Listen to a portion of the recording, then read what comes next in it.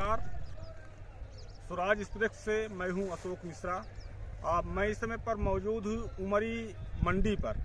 ये मंडी यहां के भाजपा के वरिष्ठ नेता और माने जाने कद्दावर नेता पूर्व सांसद चंद्रमन त्रिपाठी जी के मृत्युपरांत उनकी यादगार में तत्कालीन मुख्यमंत्री शिवराज सिंह चौहान ने जब उनके मृत्युपरांत उनको श्रद्धांजलि देने के लिए यहाँ उमरी पर आए हुए थे, तब उनकी यादगार में इस मंडी की घोषणा की गई थी। यहाँ पर सैकड़ों एकड़ जमीन ऐसे ही पड़ी उन्होंने देखा और देखते ही तत्काल उन्होंने ये घोषणा की कि यहाँ पर मध्य प्रदेश की सबसे बड़ी मंडी का निर्माण किया जाएगा, क्योंकि ये मंडी शासकीय जमीन, सैकड़ों एकड़ शासकीय जमीन ऐसे ही पड़ी रहती थी, पड़ती कोई काम में नहीं आती थी। इस मंडी के लिए शिवराज सिंह ने घोषणा की और घोषणा करते ही उन्होंने मंडी का शिलान्यास भी करवा दिया और मंडी स्थापित हो गई। यहाँ के लोगों में भी काफ़ी उत्सुकता देखने को मिली थी मंडी को लेकर के कि यहाँ के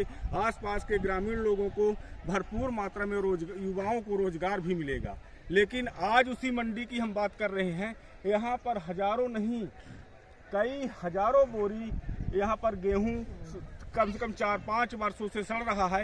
एक तरफ भारत सरकार और प्रदेश सरकार स्वच्छता मिशन चला रही है, एक तरफ प्रदूषण मुक्त अभियान चला रही है और प्रशासनिक अधिकारी इन महत्वपूर्ण योजनाओं में आप देख ही रहे हैं। यहाँ पर इस मंडी के इस गेहूं खरीदी में बोरे भी उपयोग किए होंगे, ये भी पैसा से आया होगा। पन्नी भी उपयोग की गई है, ये भी शासन के पैसे से ही आया होगा।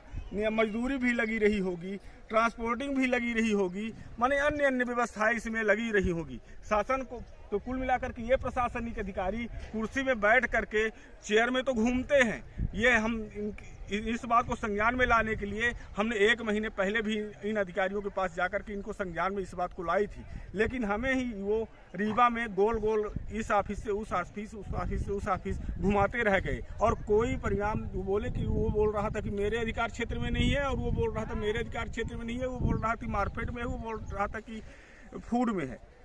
लेकिन आज इसकी ये हालत है कि यहाँ आसपास के 10 किलोमीटर के एरिया में वो बदबू चल रही है, हवा के साथ वो बदबू जाती है कि लोग इस बदबू को ग्रहण करते ही बीमार पड़ जाते हैं।